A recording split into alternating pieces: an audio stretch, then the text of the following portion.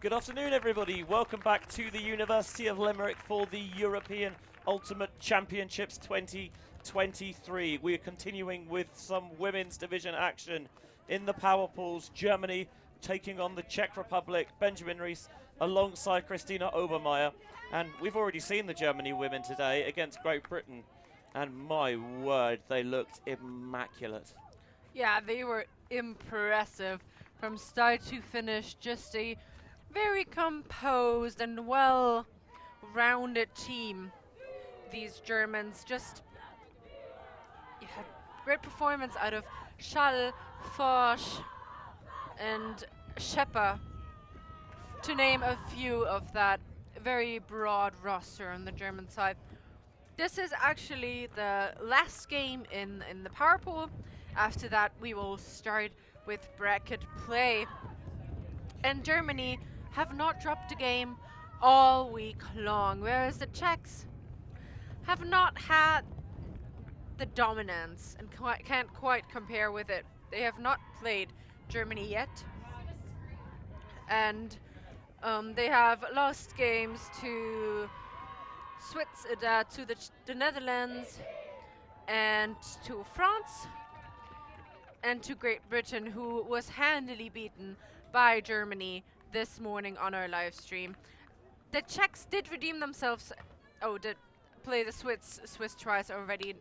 Scratch out's the last thing that I said. So all the paper trails say Germany is going to be the stronger team. I bet the Czechs will want to prove otherwise to us, to the Germans, and to you at home watching.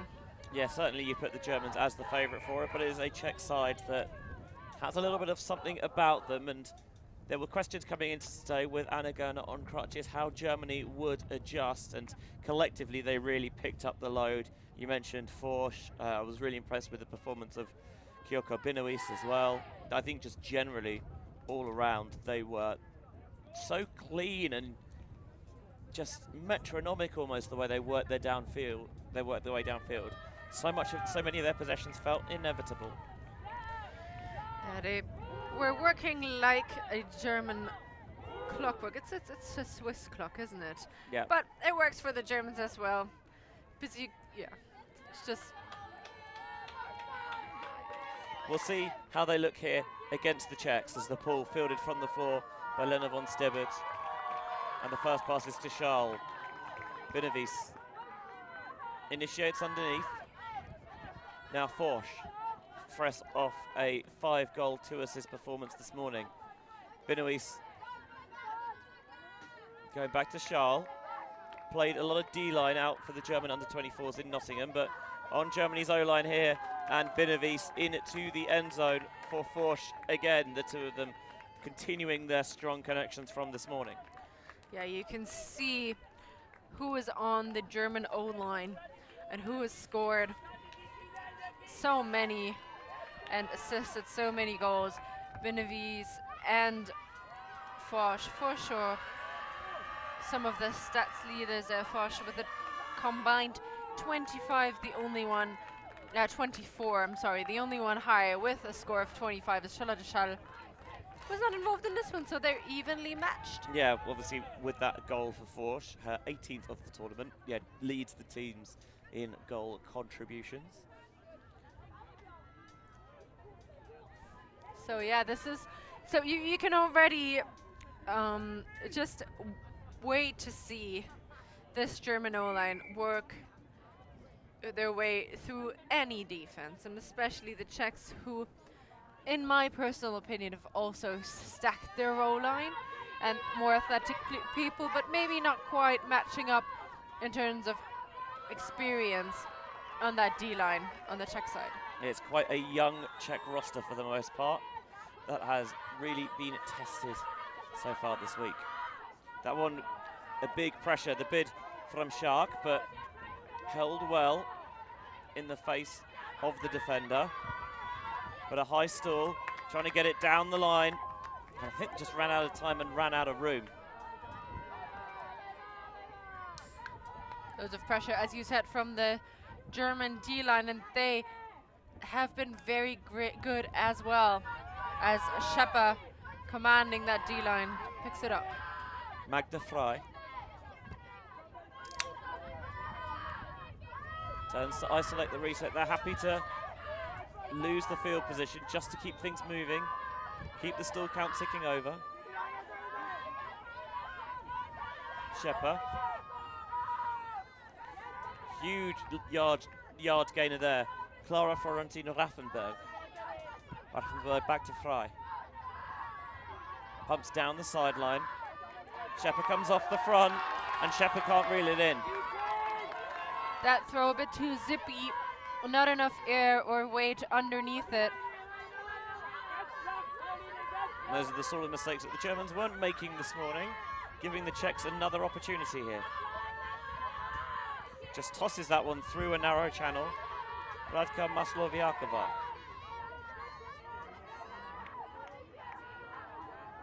Now Vavrova does feel like there's more rhythm about the Czech offense now, as Vavrova shooting deep down that far sideline. Bang on the money to Aneta Hirschlava. The Czechs level us up at once, making the most of that second opportunity. Indeed they did, and you mentioned their offense looks better and in flow now, and for the second time of asking, they really managed to control their options and just get that disc down the field for the score here. Hadokova with the shot into the end zone, and that's leveling up the score at 1 apiece. I think the Czechs often look better after the turn, because when they can utilize the quick pickup, they get things going before defenses get ready, get set, and they really utilize that quick disc movement. As opposed to sometimes, I think, maybe off the pool or when there are stoppages, it takes them a while to actually get things going and in rhythm. Maybe something they can work on during this week or in future practices. Charles. The shot here to Helen Gross-Brockman. A front four for the Czechs. Germany at the moment seeming unflustered by it.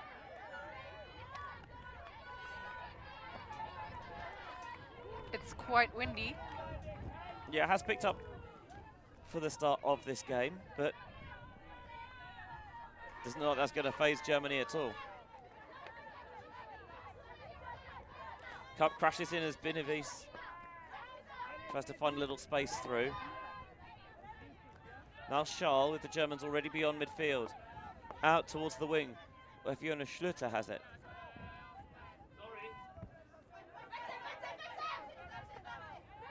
Gross-Brockman.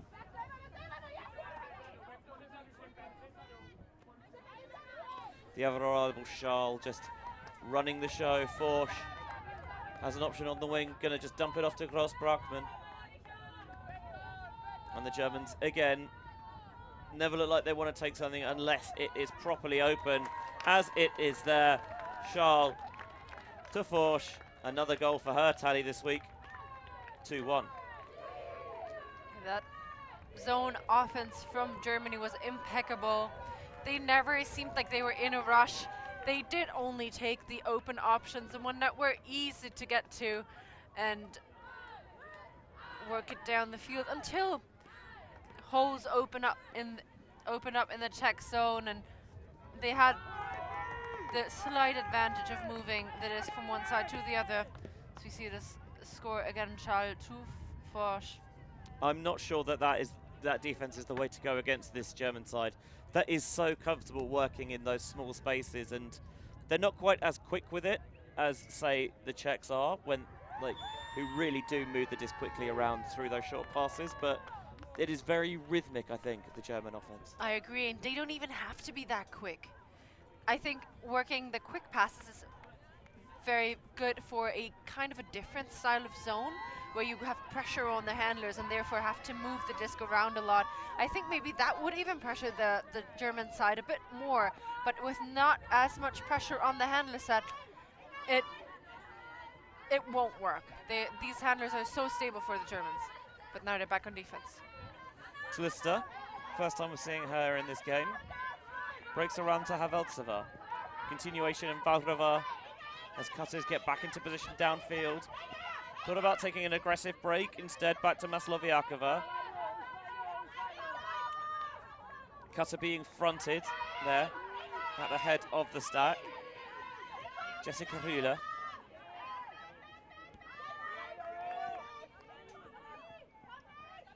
The Czechs continue to work it slowly. Now they open up the break space to Tlusta. I think once the little weaving options just trying to bounce their way so quickly towards the end zone. That was a beautiful possession there from the Czechs. They reset when they weren't finding things downfield, and it's that they flick the switch in the blink of an eye. They can go from slow to quick. It just so rapidly. It doesn't take a lot. It just takes the understanding between the handlers that now it's the time to go off the races. The one defensive player out of position, that's all it takes for them, and they put it up here for the score, the Czechs. And they've had a lot of time to work on these connections, as most of this team we've seen play with East Block, who have nearly secured their place at UCF, falling short in the final of the spring invite to BFD Shout, the Italian side.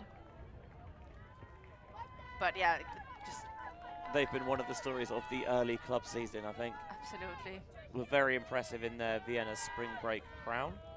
Of course, you were there commentating with me for that one. Also one of the organisers, and I am actually wearing my VSP snood just to keep me a little bit warmer in the fierce Limerick winds. Not that you'd know it, given the way that the German offence just machine-like goes back to work. Benoist and Charles just taking the free options, and then Charles, I'm not sure that she wanted to throw that necessarily, but it came out of her hands and it was knocked to the floor. And here's the fast break from Czechia. Hodacheva over to the far side. Not wearing those red tights today. Mashkova in and out, just sneaking through the grass there of Marketa Hutsova. Another opportunity for Germany. Czechs leaving a lot of space there. Didn't get set quickly enough. Benoist just outside the end zone. In the hands of Gross Brockman. Just wants the little dish off to Charles. Just need to make sure that that's not a handover. But they want it so close to one another. I'd like to see a bit more room given there. Charles just going to go for the scuba to find a way to get it over the top, and no guesses who's going to catch the goal. It's Vera Forsch once more, 3-2. Forsch seems to always find the right position, and it seems like the Czech side has listened to our observation of their zone, not putting a lot of pressure on the handlers at this one, putting much more pressure and even getting a block on that German O-line that have been so clean, impeccable in working the disc down the field. A bit of a miscommunication, or like that disc just floating, falling out of the hands of the intended target, gives the disc back to Germany, and they go on that run. The defense not quite set, and when it's set, they were just doing the 1 meter dishes again and again until Charles opened up the field with a scuba over the top, which was beautifully executed, and Forsch just in the right position there. And I'm not against using just the really short options again and again if they give you them, but there were a couple of times when Charles and the Gross Brackman were pretty much on top of one another, so I think they can maybe space it a little better, but you might argue that it is kind of splitting hairs.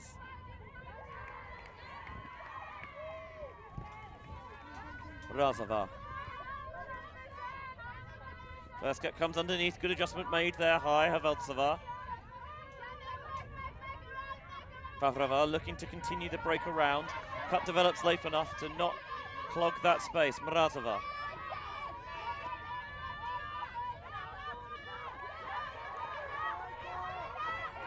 Trying to find the reset. Good coverage though from Voloson. And despite the layout attempt, it's going to go to the floor. Germans with a great opportunity for the game's first break. Fry pops up a little bit. Not a problem for Shepard though. Continuation. Shark wants to float it towards the side of the end zone. Boxed out and brought down there by Mirobrodov. 4-2. Germans with the first break. In the second opportunity for them, gets the first break for the German side. Brodov, a great continuation there into the end zone. Czech puts it in there, floats it in there rather, and Brodov just has to collect it. Of course she has to box out her defender as well, but that works. Nothing she can't do, and Czech going low for it. Yeah, I don't think it's a perfectly executed throw. It probably can just be with the way the defender's positioned, just that underneath into the gut. But going for that around break did pop it up, and Brodov was able to adjust well for the score. I think it's really hard in these conditions, and I know it doesn't seem too windy, and for us in the booth it doesn't seem too windy either, but looking at those flags, I think it's pretty gusty. So I actually like the option of going low and making sure that this won't pop up in the wind or float out the side. Yeah, it makes a lot of sense. You can see them just fluttering away in the back of your picture there. The wind going roughly towards the bottom right corner of your screen. Really more up, down than cross. Favrova. Tlister comes underneath. There's such suddenness about everything she does. I was going to say, nice gain into Herschlever, who was open, maybe a little bit suspiciously so, because there has been a pick, and Rackstein will get to catch up as they go back into position. I love that Rumpelt matchup on Luster. Nice give go.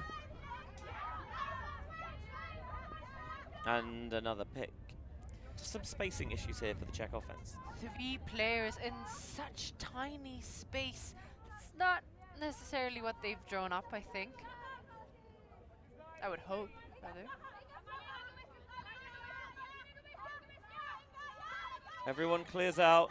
The inside shot was a bit behind, but Herschlever got both hands on it. Now Spanut. Pressure, of course, off of Callahan in the game this morning. Broken around too far. The layout came just too late from Marlene Müller. Again, Tlister, as the Czechs all want to do, goes for the quick pick. Favrova. Czechs being throttled a bit downfield. Activating Tlister off the front. That one's going to pop up, and well read by Hrushakova. In the end zone, again converted. 4-3. The Czech offense probably hasn't been as clean as they would like, just the one clean hold so far, but if they get second chances, they are utilising them. Yeah, it does take a lot for the German D-line to convert here. It would have been upwind, so this also always adds to it. And the Czechs here scoring that goal. Close to opening up the field once again, as we know she can do so well. And it really takes the Czechs 2 opportunities to score, but they score in the end. And they've really managed well to move the German defenders out of position and attack the things they're given by them. Of course, you can never take everything away, so you have to work with what you can take away. And there is, if there's not a lot, there is a little bit of it as this pole rolls towards us. Yeah, nearly came into our little commentary tent. There was some chat about why we haven't seen Anna Gerner in this game. She is injured on crutches, Not sure if she's out for the tournament as yet, but hopefully we can get an update, because the plan is to have Anna Gerner and Inga Spanuk drop in to Limerick Late Night Live from Studio 55 at 9 this evening, presented by our friends over at Eurodisc. Of course, you can watch that free and live on the ULTI.TV YouTube channel, as always. Charles. Not really the separation downfield, so Germany again trying to utilise the break side space. Forsch is the option and splits the difference in between the two defenders. Every one of Germany's O-line goals has come into the hands of Vera Forsch. I have been impressed with Germany's red zone offense before, and I know why. This is so clinical. They're doing everything right, and if this option doesn't work, they'll take the next one or the next one, and then another one that works just as well. We see here Benevides trying to find Forsch. We can't see it, but I saw it on the field as it happened. Forsch moving away, pushing her defender away, and then coming back for it as the defender had turned their hip. If the Czechs can't find a way to shut Forsch down, I feel like this is going to be Germany's game, and the form she's in at the moment, that is a tough, tough ask. Definitely. I think they just get better and better. You mentioned Anna Gerner, but it's not. It seemed like the team depended on her, and she is a big figure for them. But the team does not only rely on her as much as on very different players, and just a well-rounded team is that Germany. So these two sides in Power Pool I, Germany with 2 wins so far, that victory over Great Britain this morning and Switzerland yesterday. Great Britain 1 win, 1 loss, also having beaten the Czech Republic but lost to Germany.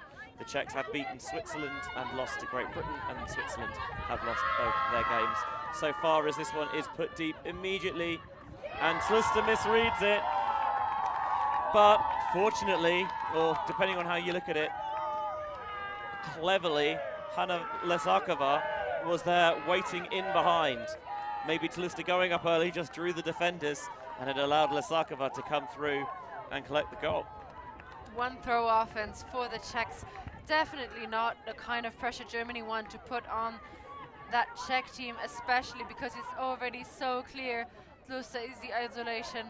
And yeah, she did misread it, but the help defender comes in at the right point in time. Of course, we love to see that, on the other hand, going in with as a quote-unquote garbage collector, so as a help offensive player, will also draw in more defensive matchups, which will not, in some instances, can be less than ideal, really. Or in that pool was less than ideal, as well as it floats back into the red zone for Germany. Charles with a cut coming here from the Czech defenders. Charles somehow finds a way to work it through. Forsch just outside the end zone. Was she stripped?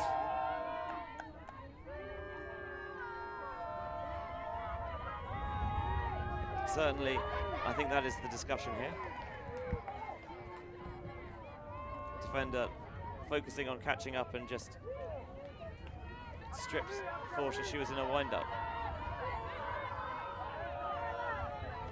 Charles gives the instruction to Forsch to go back out wide. Benoist to Charles. Now von Stebert. Forsch, Charles. Oh, I thought there was the option there to go to Forsch. Didn't want it just yet. Benoist. Charles into von Stebert.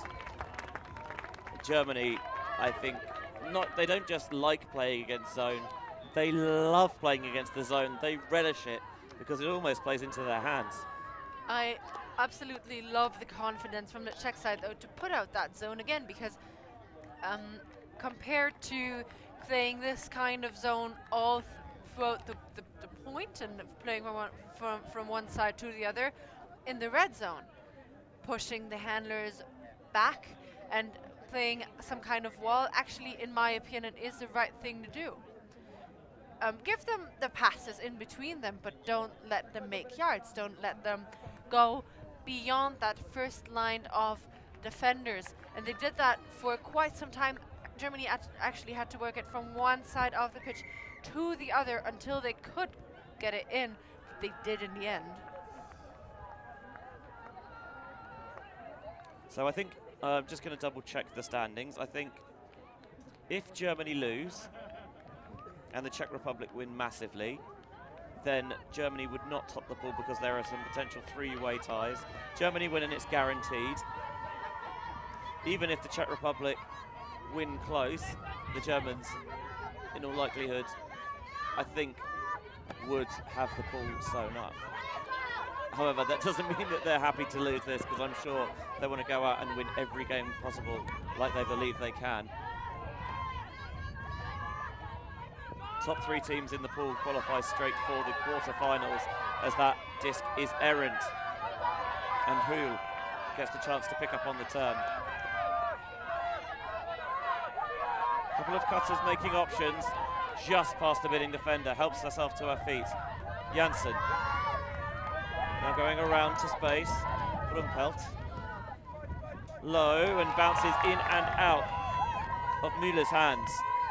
Czechs again want to pick quickly, and Lasakova, after the excellent second effort last time round, this time can't stick an easier option. That was an aggressive throw, and you could see the wind push that up and down. Brumpelt tracked it brilliantly. Low goes to ground, but Müller this time does make the catch work, and just a little drop of the shoulders opens up the inside lane through into the end zone. 7-4 in the hands of Verena Volson. There's a lot asked out of Müller, going to ground for every single catch she makes. Not everyone connecting, of course, but throwing her body on the line like that is impressive, making a difference for the Germans. Yeah, I think understandably here, given that the first half is kind of almost away from the Czechs, in the brink of the night, they are opting to use the timeout here. It makes sense, gives an opportunity for the mental reset.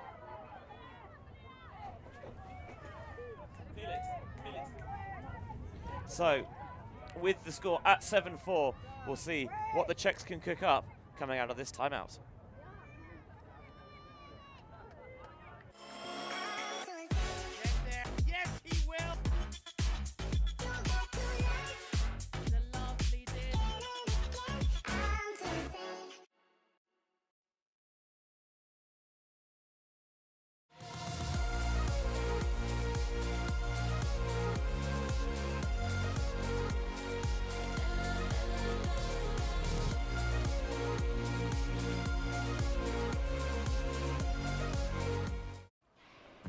Always on the move? You can keep up to date with ULTI.TV on all of our social media channels. Like, follow, subscribe, share us with a friend, or send us a message just to say hey. Thank you for supporting us in our mission to grow Ultimate everywhere.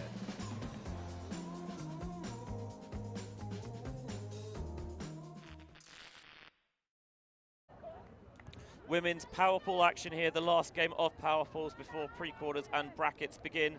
Elsewhere in the division, Sweden 5, Italy 5 after Italy upset France this morning. In the open division, France 4, Spain 2.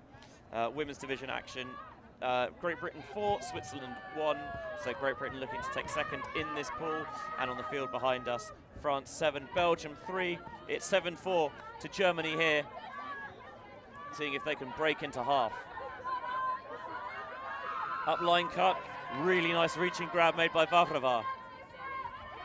Svista just looks around, sees how much time she has off the scan, gets it out of the hands quickly. The veteran Isakova has the Czechs begin the break side flow, and that is such smart defensing there from Magda Frey. The disconnection standout peels off to get the block, just closes down the lane as Shepard was already looking downfield, and the wind cruelly bounced out of her grasp. Tlista and Hrushakova bounce between one another for a bit. Navarrova in the red zone. Rising Stool really zipped that one in. It was always too hot to handle for Masloviakova. Fry steps into it, puts some air underneath it. Brilliantly judged, brilliantly read by Brodov. Little dish backwards. Shake. Wants to lead through Fry, does so. Fry now looking in towards the centre of the pitch. Of course, that's where the more space is. A little dump to Seagull standout Noyes. And Inga Noyes finds the option in the end zone. Another break for the Germans. 3 scores on the spin going into half, where they will lead 8-4. That timeout not quite doing what the Czechs expected or wanted from it, but the Germans flashing out in strides.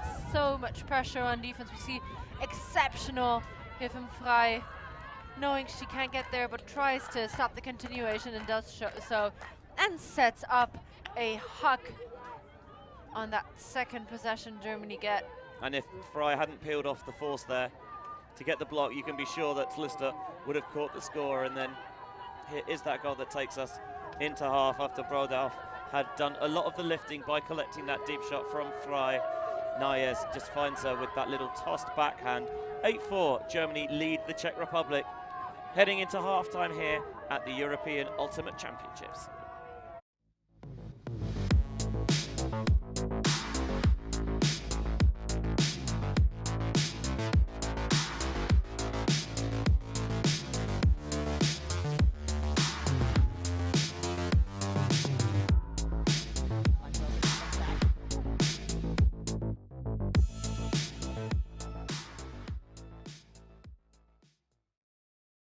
We are Hive Ultimate, a group of players and coaches from all over the world working together to progress the next generation of Ultimate strategy.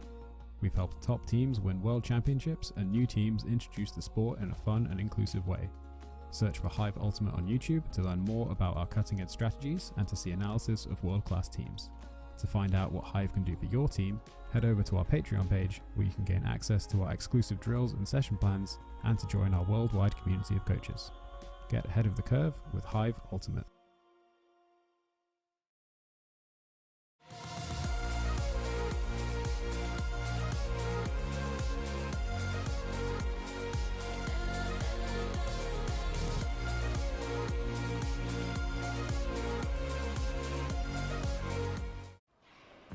Always on the move? You can keep up to date with ULTI.TV on all of our social media channels. Like, follow, subscribe, share us with a friend, or send us a message just to say hey. Thank you for supporting us in our mission to grow Ultimate everywhere.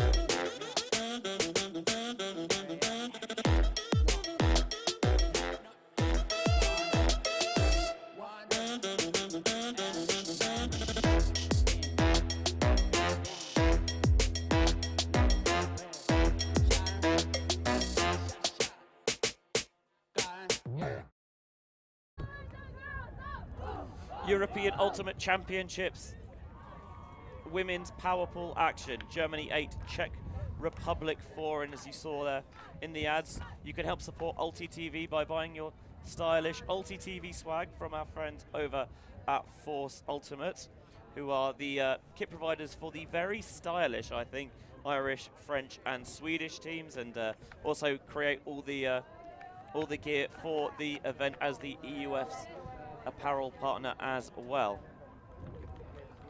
We always think it's important to give a shout out to kind of those who help make sure that these streams happen with their support. Force Sportswear are just one such example, and Force are also powering our stats this week. And you see there 3 breaks for Germany from 7 chances, 4 clean holds, only 1 offensive point have the Germans turned it over. And you see there just the 1 break chance for the Czechs. I mean, this German O-line has been so good, Christina. They have been impeccable, and I think they have been impeccable all week, only losing 4 breaks. Giving up 4 breaks and after half of the week has already passed is very impressive in my opinion, especially the amount of games they have played as well. 7 games and only 4 breaks they have let through. And played some really good teams in that time as well. So the Czechs receiving to begin the second half. We'll look to try and eat away at the deficit that the Germans created towards the end of the first. Of course, the Czechs needing 4 breaks to swing the tide in their favour, but of course, before they can do that, they've got to see if they can put the disc in on offense. 2 clean holds for the Czechs as well, which isn't bad, really. Thinking about the high intensity defense Germany puts out every single point. Getting 2 clean holds is impressive, but they have to go upwind.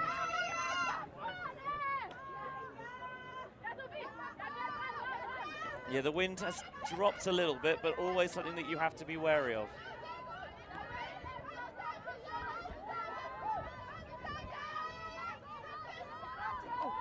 Czechs working in the short spaces so far, grinding the disc underneath. Haveltsova going back. Czechs trying to find a way to pick up the pace. Hodacheva now tight on that sideline. Wanted the inside channel, couldn't quite find it. Spanut just seeds the upline space. The deep shot comes, is a little bit undercooked. And as Hirschlova tried valiantly to adapt, as that is a straight up spanner from Rumpelt that gives the disc back to the Czechs. Maybe some old fashioned Czech, just punt and play D. I'm sure that was not the plan, but it worked anyway. Disc floated, but well adjusted. Utsova. Spanut tries to poach into the space, gets beaten deep into the line, and although Gruhl came in to try and get the block, was bodied out there by Teresa Haveltsova, and it's 8-5. Talk about things that weren't planned that way but worked out in the end. That's, for me, that is the theme of that point for the Czech side. That first deep option really wasn't planned that way and didn't work out, to be fair, but then an immediate turnover in favor of them again. And we see 2 shots under pressure going up high and work out for the Czechs. And I do think this is what it takes for them to score. A lot of luck. 8-5, first point of the second half. A hold for the Czechs, but not clean. Although they wouldn't, I think they would mind slightly, of course. You'd much rather put it in without turning over, but they did put it in, and that is the important thing.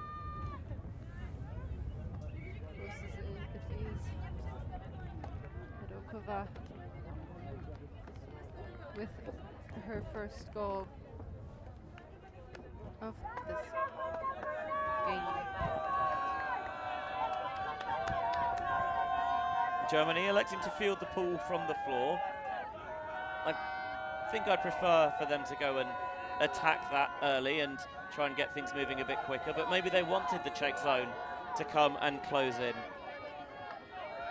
I think they like the way they can play against it. Binovic just popping to Charles. Charles again. These long grinding possessions will not faze Germany at all. Their second low point of the game, 35 passes it took them to put it in, and they did not look worried about any of them. On Stebut, back to Charles.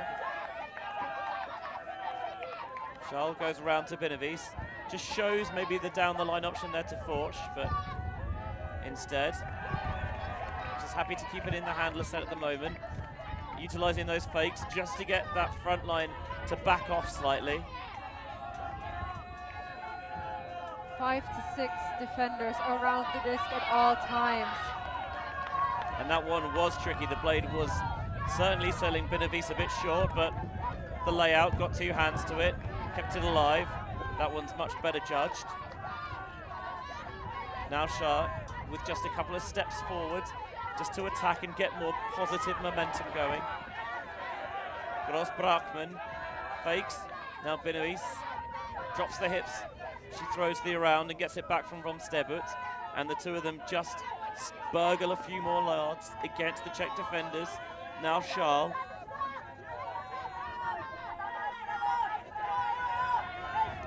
They are so happy just to take passes of a few meters. Just keep the disc moving, not phased by it.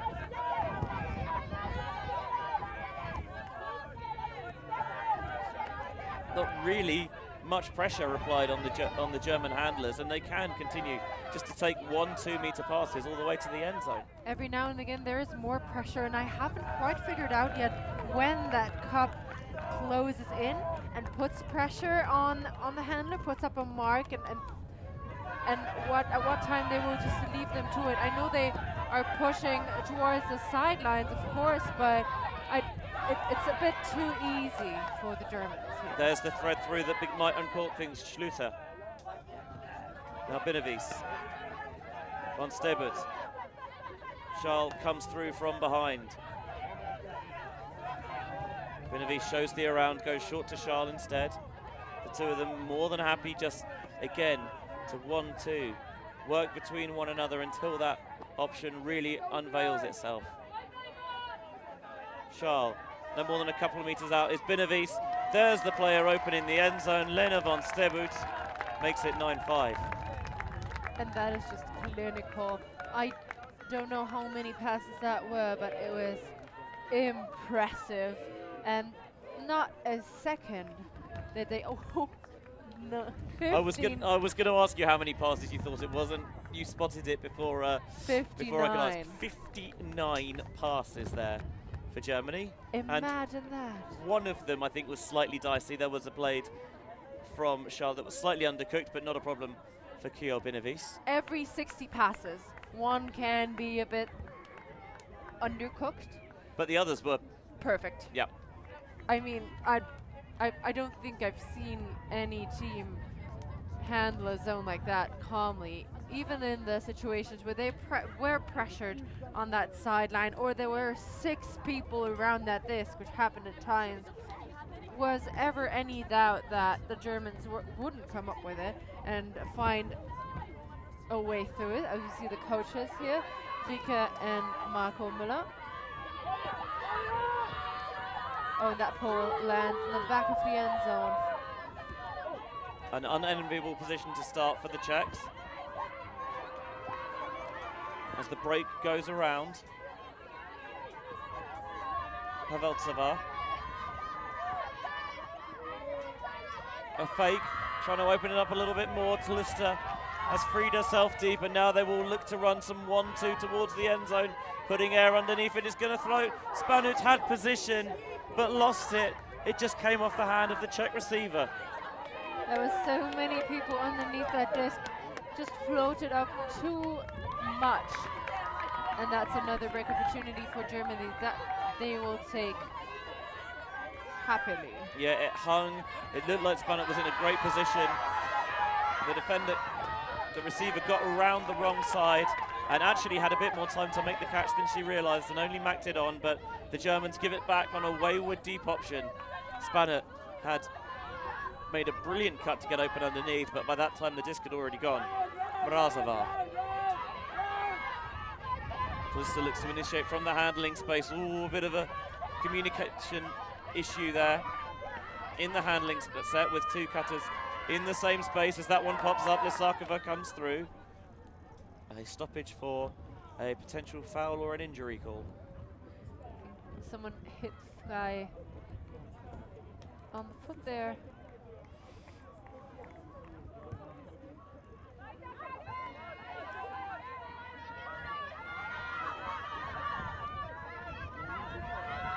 Czechs back in play. Lisakova. The veteran. Into the center of the field. Trying to utilize the break. A brilliant block comes flying through from Inga Spanut.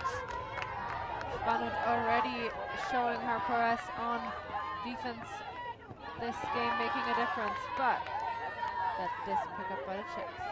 A third time the Czechs will get the chance to hold. Can they find a way to grind it out? Oh my word, that was dicey. And I can't quite believe that the Czechs didn't punish it. Just thunked off the receiver's chest. And I thought that first receiver was already in, but apparently in and out at the same time. There's another deep shot. Is not going to work out. Went out of bounds quite a way back as well. So both sides kind of trading sloppy errors. Yeah, I'm not a fan of that game plan for Germany this time around. I know they're in control of the game, but every single turnover will account for something. And that is just more time they're using, they're taking on the pitch, whereas they could already, of course, if you're like thinking in German perspective, could already chill. So Mrazova will begin the long walk back to where the disc left the field of play. Haveltsova is the reset option. And it is Haveltsova who gets it. Now Tlusser in the backfield. Just shows the flick, opens up the break space. And there is that quickness that we associate with Kukcha's game. And they work the break side space brilliantly on that opportunity. And they gave the Germans the disc plenty of times, but the Germans couldn't use any of them, and the Czechs eventually make it count. Nicely poised here, 6-9 they trail. It took a lot for the Czechs to score in the end, but these opportunity given back by Germany again and again. And finally the Czechs can convert on them. They seem in a comfortable lead, but also we know what the Czechs can do. It's not something to play with, you know, that 3-point lead. So many opportunities were there for the Germans to close it out, but just not connecting on either or any of these deep shots. I mean, so often when the Czechs, when they find that space and they put the foot down, it almost looks like you're watching them in fast forward because they move things so quickly. It's about, can they create themselves the opportunities to accelerate their offense? Because generally the Germans have done a good job of throttling them. Charles short to Gross Brackman, back to Charles. Can she find the option over the top? She can indeed. I was thinking just the shorter one to Binovic, but instead opens it up over the top to Schluter. Charles has a couple of options. Goes with Gross Brackman. And again, the spacing a little bit off there as Charles essentially just jogged through her teammate. Just hints at going for that little dish short. Charles, I think, enjoying the fact that she's getting a lot of touches here. Just a little thread in there to Binovic. Binovic trying to move things around with her fakes.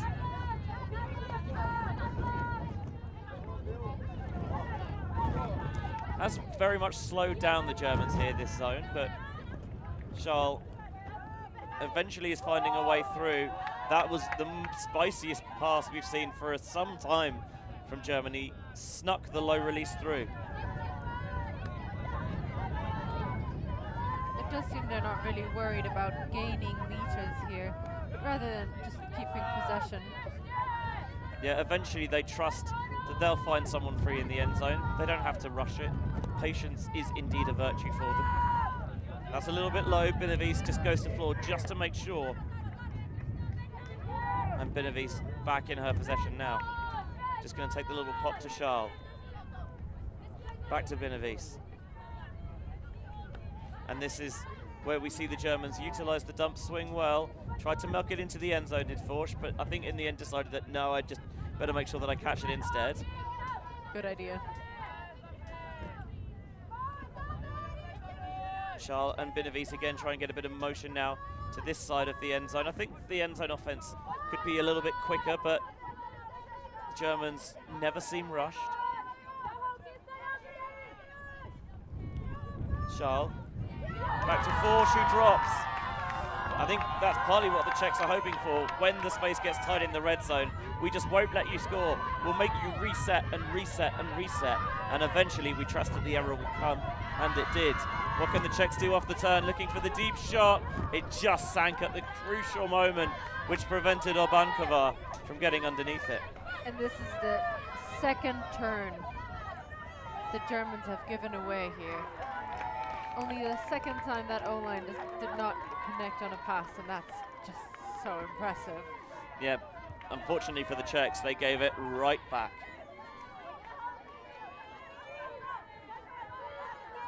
So the dance begins again,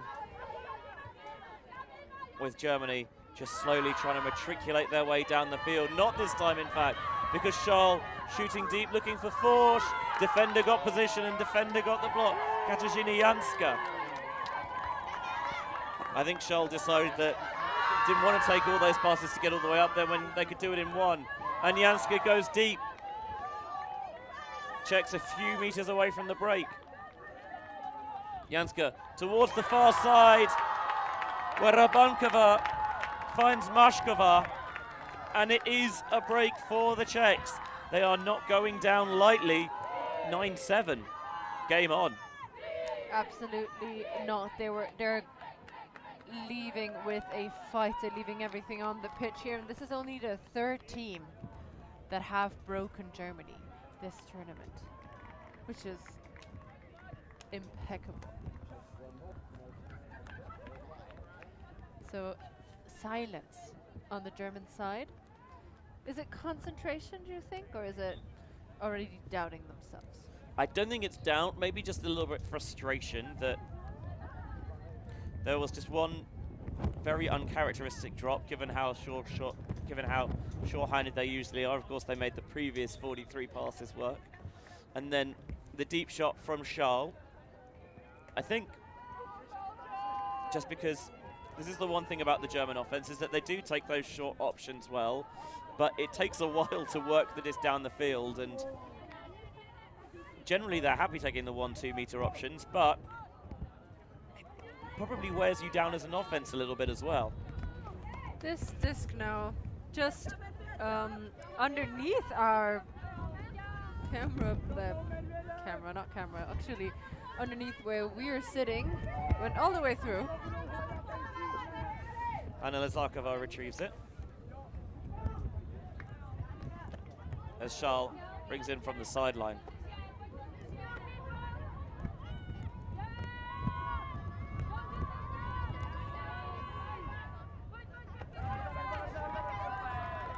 Haven't seen Fenjagovic this game, as the chat points out. She was feeling a bit bad yesterday and did not play. Then decided to play the game this morning. Maybe she's not quite well. Oh, tipped, but Von Stebut was still in position. Yeah, just taking things precautionary. So you see things from the Eurodisc best perspective drone angle. Should help you get an idea of the spacing of both the Czech defense and the German offense from Stebut. Now downfield, not far from the end zone. Dish back to Benavides. Thought they maybe had that little pop over there, but instead, not a surprise to see that the Germans just want to take their time outside the end zone. I love that drone footage, especially when looking at zones, and I totally missed that point there. Yeah, I must admit, I wasn't convinced that Charles had taken off by the time she caught it, but the Czech defenders were a lot closer placed than I was, and they seemed to have no problem. So the score stands 10-7, Germany lead.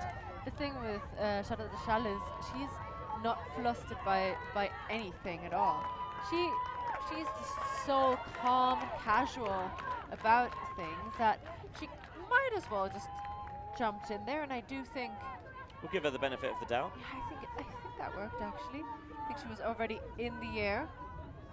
A lot of the time when you see it in super slow motion, they maybe haven't quite taken off. But again, I'm not the closest player to that. Yeah, you might be right actually. Looking at it 3 times. No. Having looked at it 3 times now. You could be very correct, Benji. But it'll be good enough for the Czechs, and that's good enough for us, isn't it? It has been known to happen. I do occasionally get things right. Occasionally? What do you mean? Don't sell yourself short. Or is this fishing for compliments? No comment. Okay. Maybe a mixture of all of it.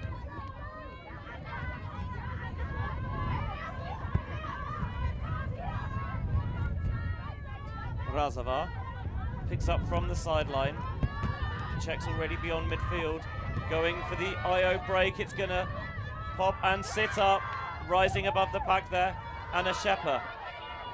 Now looking for one of the favourite targets deep. And Brodov got a hand on it, but not enough. The Czechs strike quickly after the turn. They're always looking for those give and go moves. Creating separation as she releases. Khrushakova, brother is playing for the Czech Open side. Aveltsova, now past the bidding receiver there. Looked like Henrietta Ottava, but sorry, it's the 19 rather than the 16. Aneta Herschlova unable to reel it in. That's the risk, I think, sometimes when you play at that pace, is those throws can get away from you. Nice layout snag there by Shepard.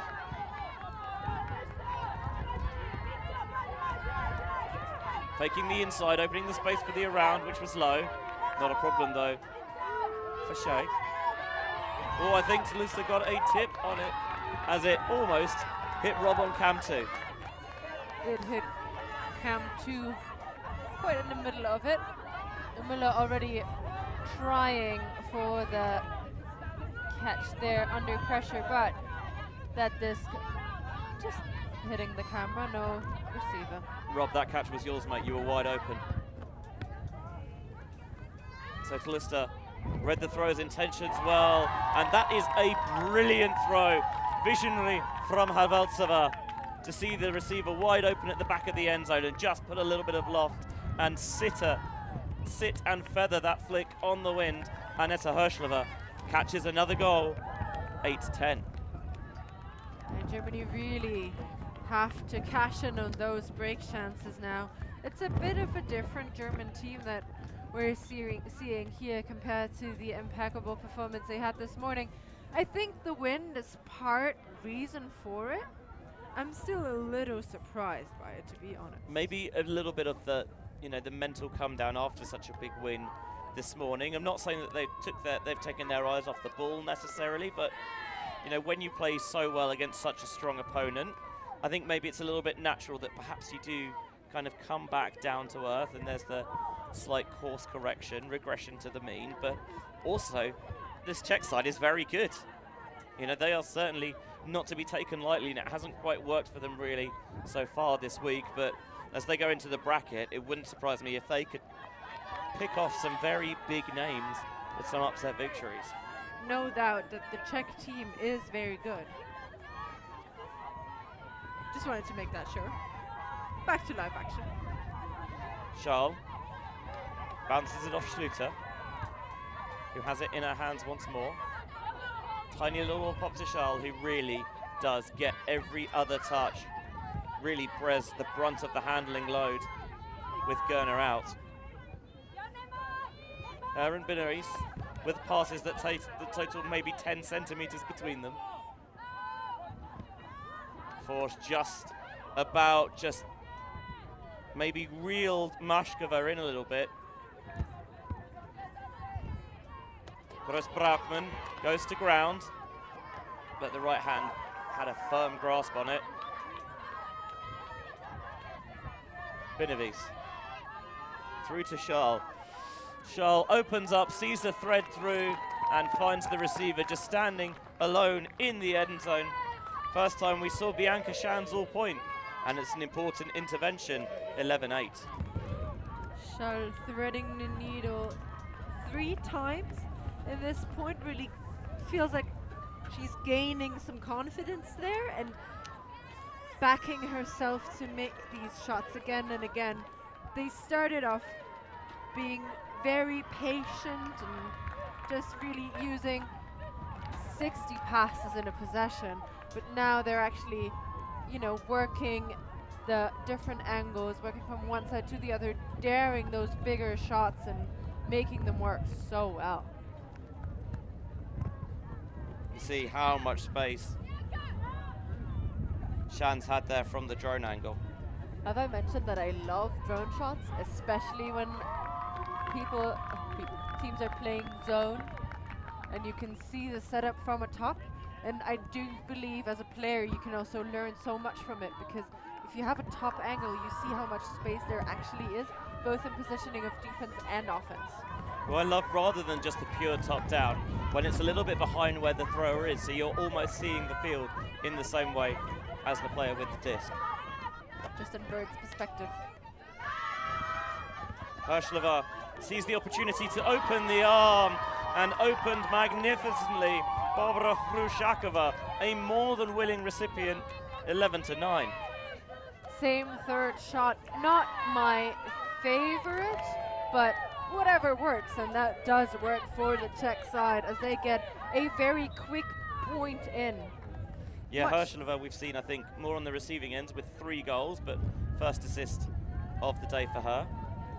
Much more clinical, much easier for them than the Germans that had to go from one side to the other, really. But the German D-line can't be happy with that. We see that that first shot initiating was already an easy pass to the open side, and I remember from that last game, Germany were so well, we're doing this so well, protecting the open side. So pushing GB to throw insides and back and around through the marks, and the Czechs are having an easier way of moving the disc here. So pools, I think, have had a tendency to drift and often land out of this near sideline. Charles picks up, just had a look to see if she could get a more aggressive option, and when she doesn't see it, quickly releases into the backfield so the German offense can get going, doesn't care about taking the quote-unquote negative pass in order to get the offense just rocking and rolling. Von Stebut, short to Charles, the master orchestrator, the maestro at work, back in her hands.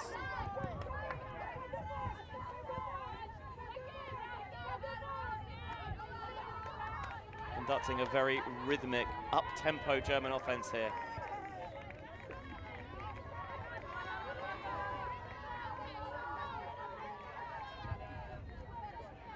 I'll delve into my musical box again. It's like an andante, a brisk walking pace here. It's not lightning quick, but just keeps you on your toes. Love that scuba there. Just to spread out over the top. And then Charles, once again the master distributor, Lena von Stebut for 12-9. And it doesn't take more than a flick of the wrist to get that point in for Charles. I actually saw that option earlier of the overhead shot. She could have taken it before. Waited though until 3 passes later. She was in a better position and then popped it over the top, got it again, and just put it into the end zone there. You know, Charles is the maestro orchestrating that offense. I absolutely agree. But it sometimes seems like everyone else on the field is happy to give it to her. Oh, yeah. For her to step into that position. It doesn't necessarily have to be her. Many of the other players are also in good positions and are also capable of doing it, but they are very happy to give it to Charles to make her the person steering that ship. And I love that camaraderie, because you know that everyone is working for the same goal, towards that same goal, rather. So 12-9, Germany 3 ahead, needing 3 to win. Mrazova picks up from the grass. As a deep strike goes, faked off. And now the Czechs again wanting to utilize those overheads to access those soft spots. With the Germans coming of a zone of their own. Aveltsova tried to sneak that one through.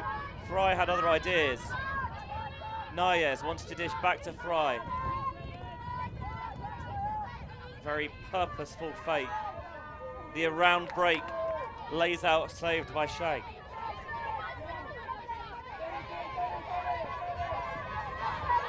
With a high one over the top of the defender. A stall out called there. Vavrova, I think, is the marker.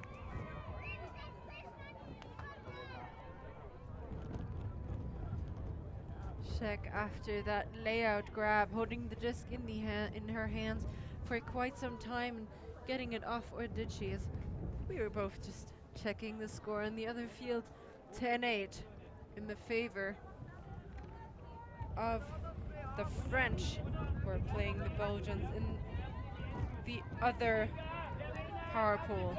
The call is to throw into the end zone, and that's what Czech does. Nayes tight on the sideline, or wanted to thread it in there, and what a throw, beautifully executed by Nayes, who picks up her second assist, being key after the turn for the German D-line.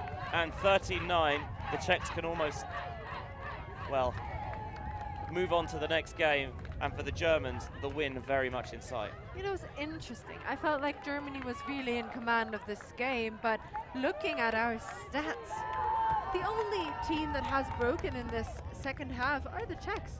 Until now. That was in sync. No, don't stop me from, I'm gonna talk on, even though I'm not allowed. I mean, well, you're an adult, you can do what you want. Yeah, I love these kind of games. I don't wanna, these kinds of games, I don't wanna not apply to those rules, but I will do that anyway now, as the Germans have had a commanding lead in this first half, but not yet. Although I think they have looked better, and I don't think I've seen that very often, that a team actually trailing another, if you're looking at halftime scores, of course, trailing another and looking better, which I think is very interesting. The offense still looks really good to me for Germany. I think if you're being really critical, you'd probably want the D-line to kind of be a bit more parsimonious in giving up the disc. I think often it needs a bit of work, and in tough games, just that little bit of extra polish after the turn can be crucial. But I mean, it feels harsh when they've been as good as they have so far this week, and they've been in tight games and they've got it done. And there was an upwind break as well, meaning all the holds have to be upwind as well from now on. And way too much hot sauce on that one for Tlusta, who goes around looking at her fingers. And a layout, always ground stripped on landing, I think, or was there contact with the laying out Mrazova? Pauline Janssen fully committed to that one. Janssen really going for the Mrazova in a very good position as well. This slightly favoring Mrazova even, as both the players go down, and that disc goes out of the hands of Janssen. I can't hear their communication, so I don't know what their call is, but I think they've figured out that it's a turnover and that there was actually a ground strip. So any call there would have been has been retracted. Back in Czech hands. The fact that Tlusta stayed out there means that obviously her fingers can't have been that bad. Although they might still sting and just frizzle a little.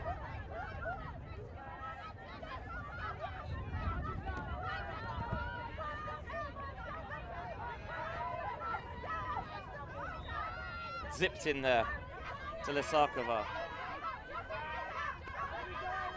Now the Czechs trying to get break side flow going. Have to redirect. Got a flat force applied there by Rühle. Whoa, brilliant reactions there from Lisakova. In the backwards hat, in those Czech colours, the red, white and blue. Low, really well saved by Mrazova. You can see the pressure that the German defence is applying. Solista motors through. Now Vavrova. Solista goes up line. And a pick. Yeah, Solista in that vicinity, as well as Czech and the defender as well. So just an abundance of people. Yeah, need to, again, just maybe keep the head up a little bit more just to make sure that you're not creating those little rubs. Of course, a pick, for those kind of less familiar with the terminology, occurs when, as a defender, you're unable to keep up with the player you are matched up against because there is someone else on the field, be it a teammate or an opposition player, in the way, providing you're close enough, which is 3 meters. And communication breakdown there as it was thrown right into the waiting clutches of Farina Volosen. Marlene Müller. As Shak just lost her footing a little bit on her cut. But the Germans trying to work it downfield, and a touch too far, it rolls off Rühle's hands. I think Solista was looking up to see if there was an instant deep shot there, and they're playing with sight margins, and a few of these throws have not been far off, but especially when you play at pace, if you don't have the precision, it's so difficult to adjust. I think it's the wind, really. The precision is there, just the wind pushes the disc up a little bit further, and that makes for difficult catches. Klumpelt to Shea. Gets it back on the up line cut. In the power position, leaning a little back a little as she throws, where it's juggled by Rühle. And she's shooting for the end zone, but shooting too far. This is what I'm talking about for the German D-line.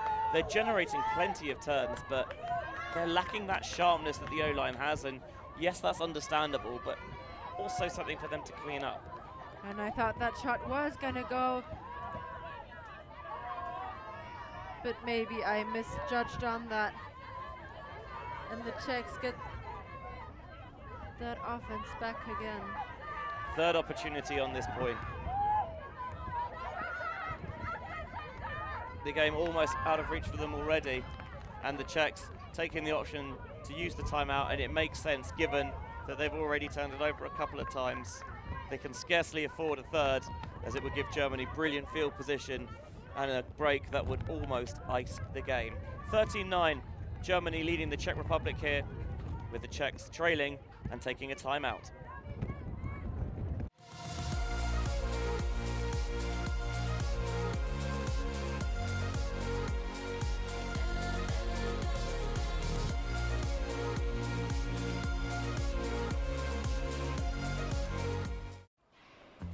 Always on the move?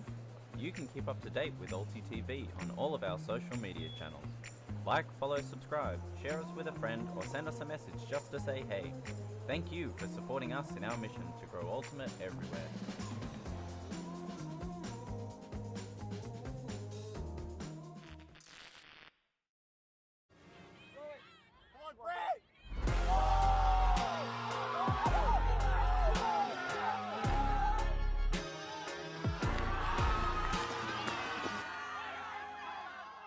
Search for Hive Ultimate on YouTube to learn about our cutting-edge strategies and to see analysis of world-class teams. To find out what Hive can do for your team, head over to our Patreon page where you can gain access to our exclusive drills and session plans and to join our worldwide community of coaches. Get ahead of the curve with Hive Ultimate. As you're looking at the field from the Eurodisc Best Perspective drone angle, welcome back to ULTI.TV's coverage of the European Ultimate Championships, live and free on YouTube. And if you want to help grow the spread of free live Ultimate for the people, you know what to do. Here's the typical YouTube call to action: like, subscribe, yada yada yada. get onto the Patreon as well. For as little as a pint of Guinness a month, you can help bring more streams like this to as many people as possible. Flagging a little bit. The Czechs running out of steam towards the end of the game, choosing just to provide the mental reset, get the energy back in the legs. Haveltsova will bring the disc in off this timeout. Two cutters isolated in the center, the other two towards the side. And Hrushakova charges through, finds Tlusta.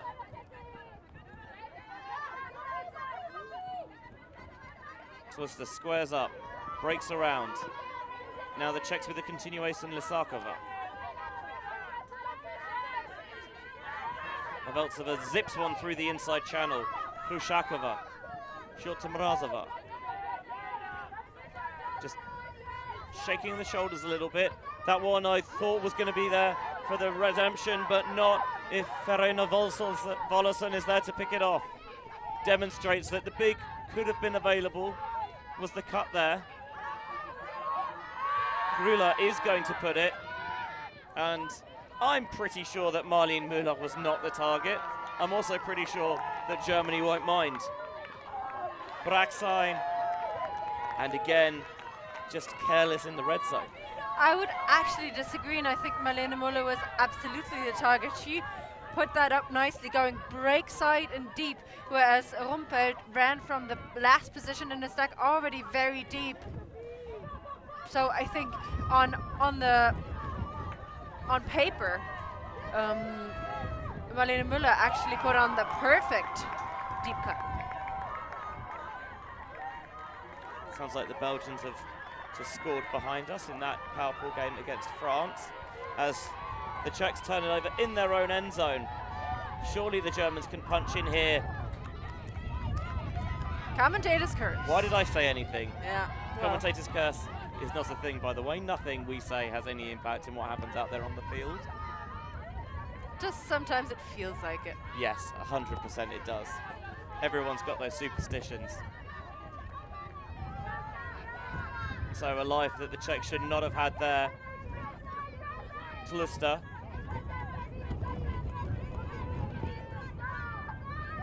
Lovely up-line cut there from Haveltsova. Lefty backhand. Released by Tlusta. Another brilliant up-line cut, but defender gets into position. Hrushakova. Haveltsova again turns the defender around on the up-line cut and just bounces it back central. The inside throw goes, trying to isolate Tlusta in the front. Still count rising, blading towards the back, and blading inbounds to Vavrova for the goal. Another multiple turnover point that is in favor of the Czechs. That German D-line had chance after chance after chance and did not get it. On the other hand, the Czechs had nearly the same amount of turns and opportunities and got it in the end. It just seems like they're taking quite a long time, and this must be tiring for their O-line as well. See that pickup of Vollerson, who is actually from the US, has played with DC Scandal, but with a German passport. She is allowed to play for the German national team, which she's doing at this event. Elsewhere, there's one open division game going on at the moment, a power play game between France and Spain. France lead 13-7. In women's division action, this is the opposite power play, Italy with a 59 victory over Sweden. And Belgium and France is tied at 11. So you can watch that on field 11 behind us. The other game going on in this pool at the moment is Great Britain 9, Switzerland 7.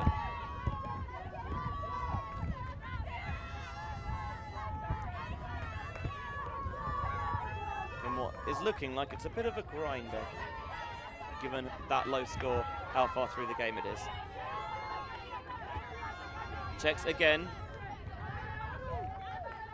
muddying lanes downfield, just forcing a slower pace of play from the Germans. We know generally what their MO is, the modus operandi of how to break this down. And it's with those little short passes, the resets, and just slowly plinkoing their way down the field. That time they have to look over the top to Von Steyboot. Charles just about punches it through to Benavis. There's space open towards the far side. Benavis leaves alone though. And now her and Charles will bounce between one another. Charles through to Von Steyboot. Thought they could continue that out wide, but instead redirecting towards this near side. Hambrecht. Charles, short. Oh, Gross Brockman faked the little one through there to Von Steyboot. Didn't like it. And now Charles sees the space, sees the receiver. Von Steyboot again. 14-10, Germany 1 away from the win. 1 away, but still not over yet. They celebrate for another clean hold of that O-line. And there's so many options that the players could take, but they're not doing it. Instead, redirecting to get better field position, a different angle of attack, really switching that up and managing very well to tire out that Czech defense and work through those Czech defenders, searching for the holes in that zone. The defender there just loses sight of Charles at the end, and that gives the little release for Charles to collect, and she's already looking at the end zone and just feathers it in behind there to Von Steyboot, who's catching her 4th goal of the game.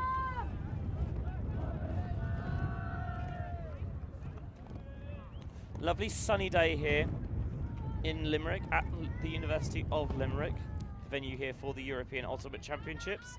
You have to prepare for all weathers when you come here, even the sun, as Rob will not appreciate me calling out the fact that he's got a little bit of sunburn on the back of his neck on cam too. Not just the players, you have to worry about the conditions.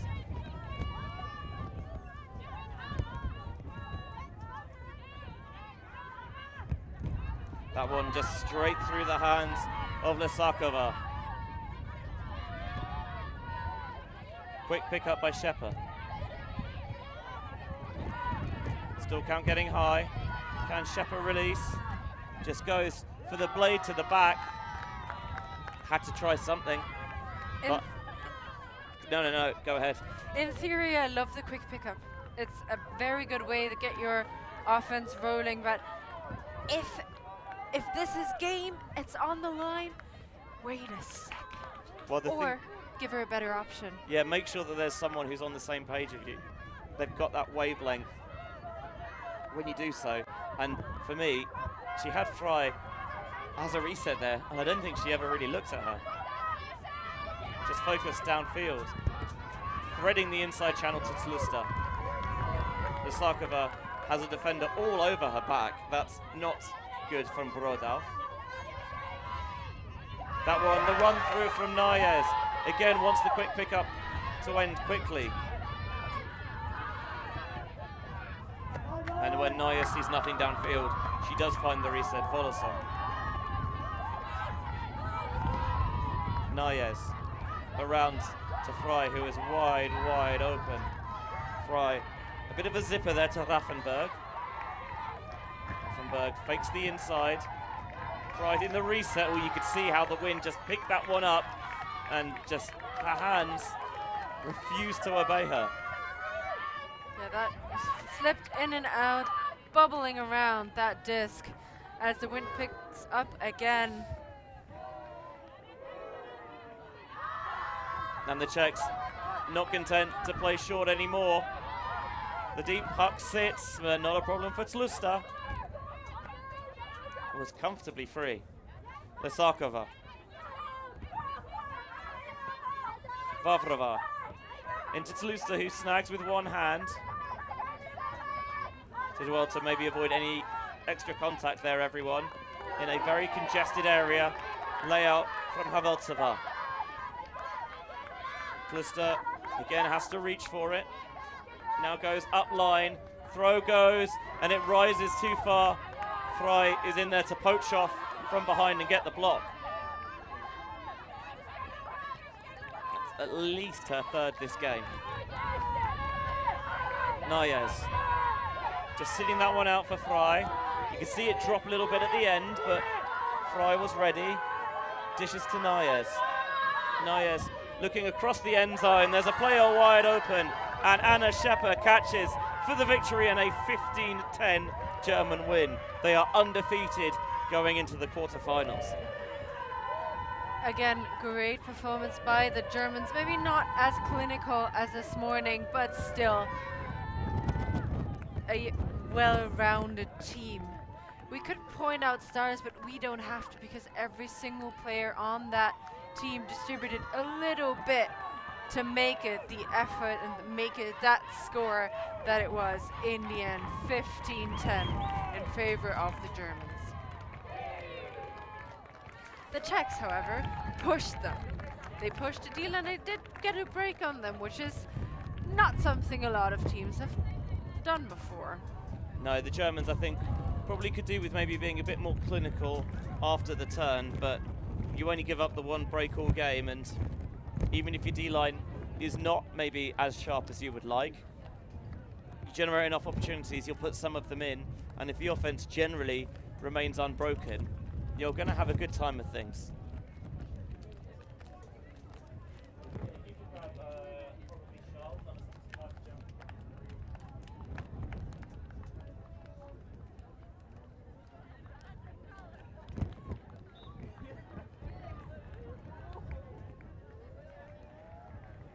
Seeing it just again, a replay there of the final point. This time they were quick after the turn, they waited past this nicely, followed them through, and I think the Czechs just looked a little bit gassed at the end of the game.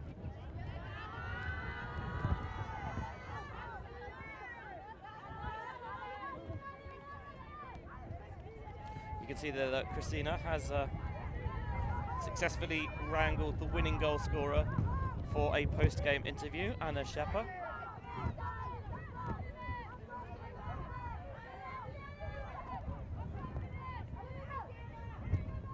Two sides in the post-game huddles before they go into the group spirit circle.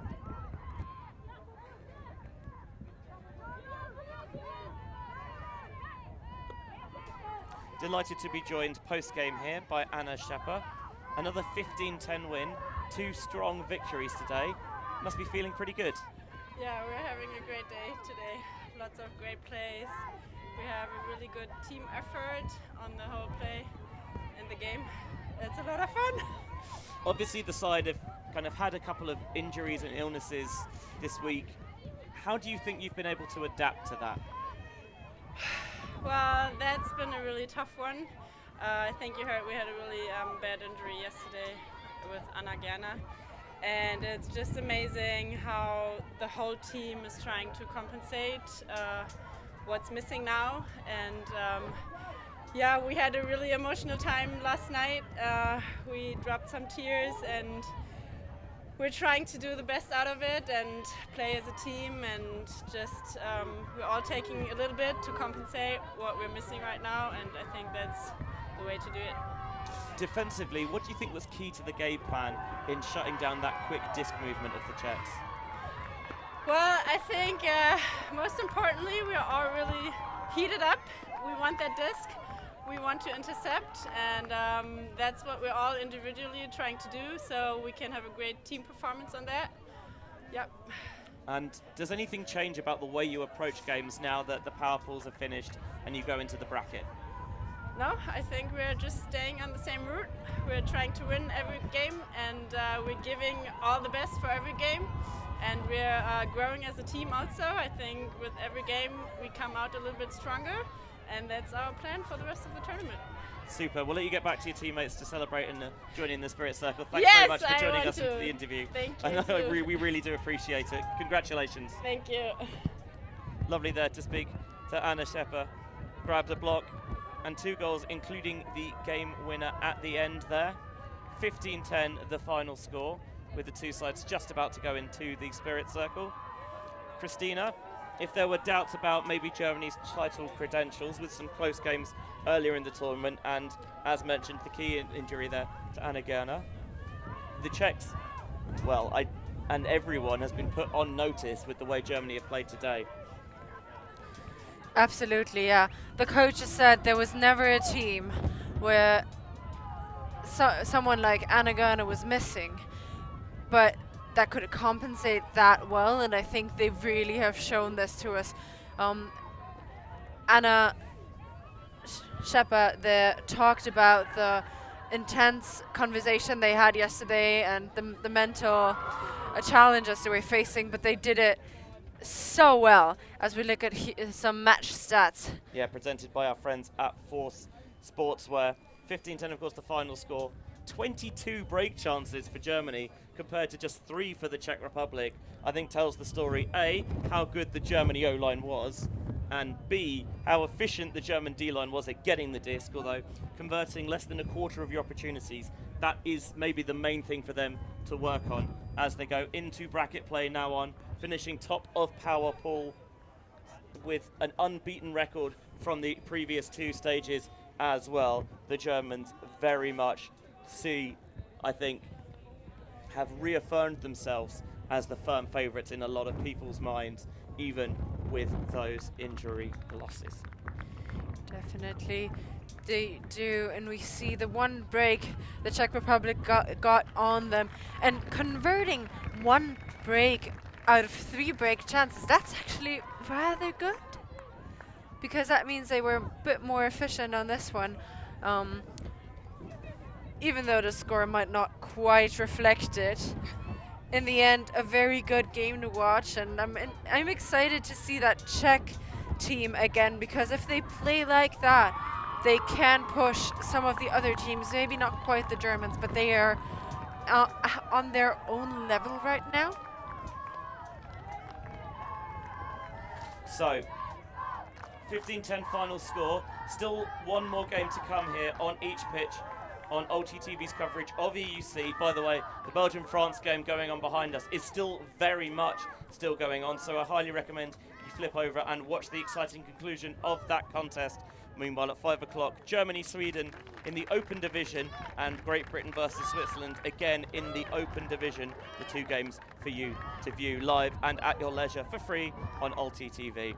A huge thank you from all of our ULTI.TV crew and Christina Obermeier alongside me.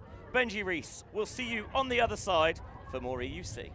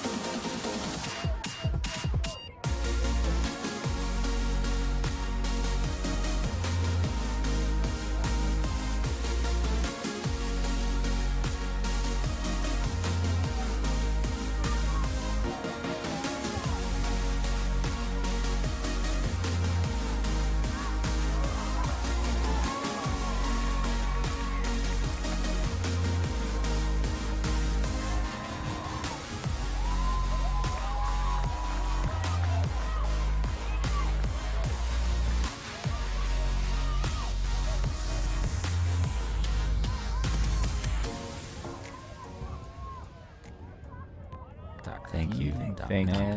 Thanks. Merci beaucoup. Yeah, Ultimate.